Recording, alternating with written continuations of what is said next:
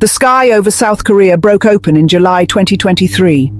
It was not the familiar, life-giving monsoon rain that farmers had known for generations. This was something different, something more menacing. The rain fell with a relentless fury, a torrential downpour that seemed determined to wash the world away.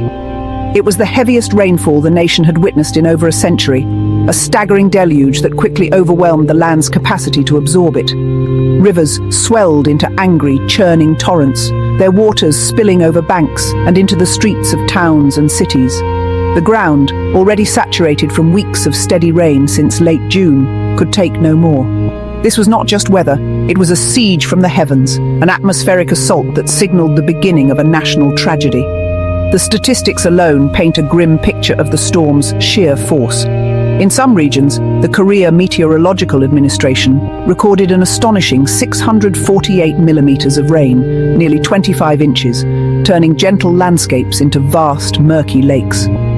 Central and southern provinces were particularly hard hit, receiving precipitation levels that were more than 1.3 times the entire seasonal average in just a matter of days.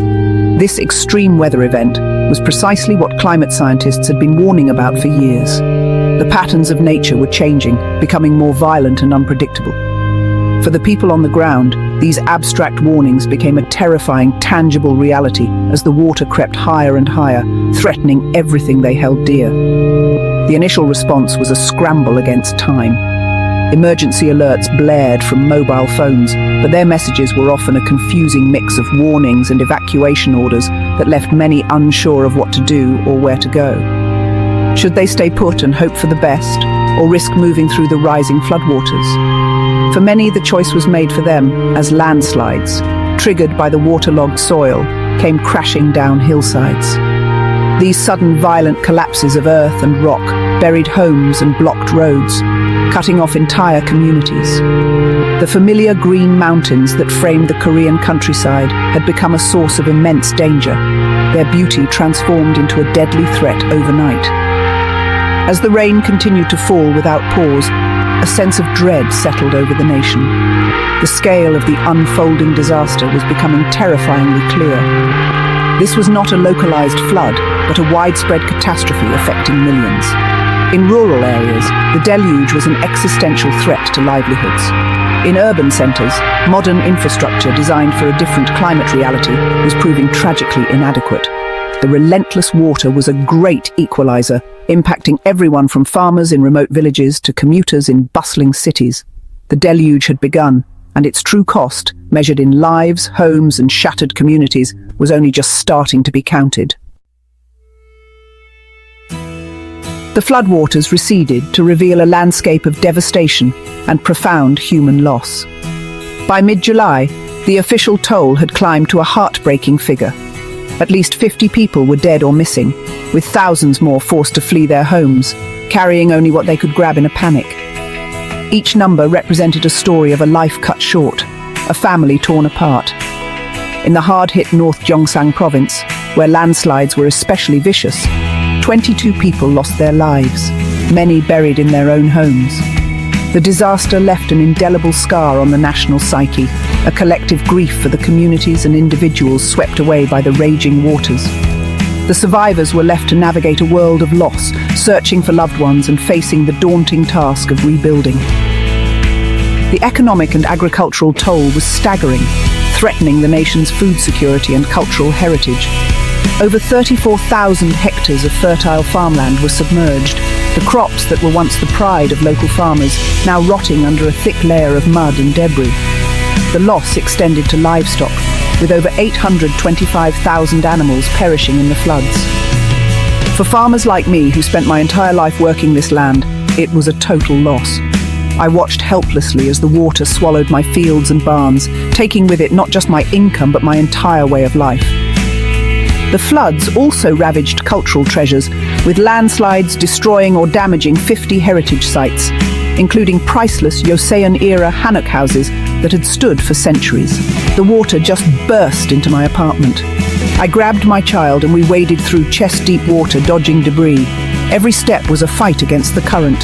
I was scared, but I had to keep moving for my son. Her story was one of many tales of desperation and resilience. of ordinary people forced to perform extraordinary acts of courage just to stay alive. These personal accounts transformed the abstract news reports into a visceral human drama, illustrating the terrifying speed with which the disaster unfolded and the split-second decisions that meant the difference between life and death. The damage to property and public infrastructure was immense, crippling entire regions. Nationwide, more than 6,000 public facilities and nearly 2,500 private properties were reported damaged or destroyed. Roads were washed away, bridges collapsed, and power lines were severed, isolating communities and complicating rescue efforts. In Hwasun County, the Dongbok Dam overflowed, inundating 10 villages in a stark reminder of infrastructure failing to keep pace with a changing climate. Despite a similar flooding event in 2020, the dam's design had not been sufficiently updated, a critical oversight that had now led to catastrophic consequences for One of the most heart-wrenching episodes of the monsoon disaster unfolded in a concrete underpass in Cheongju. On the morning of July 15th, as torrential rain pounded the region, a nearby riverbank suddenly collapsed. A massive wall of muddy water, estimated at 60,000 tons, surged from the overflowing Miho River and cascaded into the Gyeongpyeong second underpass. The tunnel, a busy artery for local traffic, filled with astonishing speed, transforming from a roadway into a deadly trap in less than 3 minutes. 16 vehicles, including a public bus filled with commuters, were instantly engulfed. The speed of the inundation was so swift that drivers had no time to react or escape the rising torrent. The tragedy was compounded by a series of systemic failures and missed warnings. A flood warning for the river had been issued 4 hours before the levee broke, a critical window of opportunity that was tragically wasted. Despite this official alert, no action was taken to close the underpass or divert traffic away from the high-risk area. This lapse in communication and protocol left unsuspecting drivers to proceed directly into a death trap. The failure to act on the warning pointed to a critical breakdown in the disaster management chain of command, a disconnect between the meteorological forecast and the on-the-ground safety measures needed to protect the public. The rescue operation that followed was a desperate and grim affair. Firefighters and divers worked tirelessly for days, pumping water out of the 685-meter-long tunnel to reach the submerged vehicles. As the water level slowly dropped, the full scale of the tragedy was revealed. They found cars piled on top of each other, their occupants trapped inside. In the end, 9 people were rescued, but 14 lost their lives in the cold, murky water, including several who were simply on their way to work. The Cheongju underpass became a national symbol of the disaster, a stark and horrific example of how a combination of extreme weather and human error could lead to catastrophic loss of life. The aftermath of the tunnel disaster sparked public outrage and a demand for accountability. Investigations were launched into why the levee was not properly reinforced and why the underpass remained open despite clear and present danger. The incident exposed deep-seated vulnerabilities in the country's infrastructure and its emergency response systems. It was a painful lesson that modern engineering is not infallible, especially when faced with the unprecedented force of a climate-changed world. For the families of the victims, the search for answers was a crucial part of their grieving process, a need to understand how such a preventable tragedy was allowed to happen. In the face of widespread devastation, the spirit of community and resilience shone through. Across the country, ordinary citizens mobilized to help their neighbors.